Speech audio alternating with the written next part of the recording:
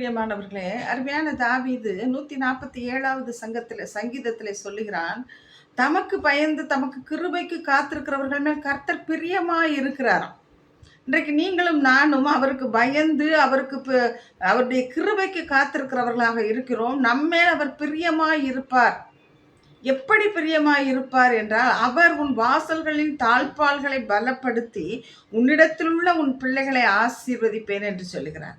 கிறிஸ்துவுக்குள் பிரியமானவர்களே, இன்றைக்கு நம்முடைய வாசல்களின் தாழ்ப்பாள்கள் பலப்படவில்லை, நம்முடைய ஆசீர்வாதம் நம் வீட்டில் தங்கவில்லை என்றால், இன்றைக்கு கர்த்தர் நம் வாசல்களின் தாழ்ப்பாள்களை பலப்படுத்துவது மட்டுமல்ல, நம்மிடத்தில் வந்து நம் பிள்ளைகளை ஆசீர்வதிப்பார்.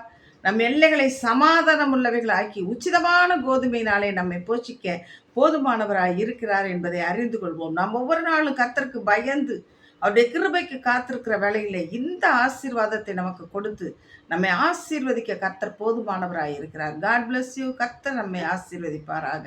ஆமேன். அல்லேலூயா.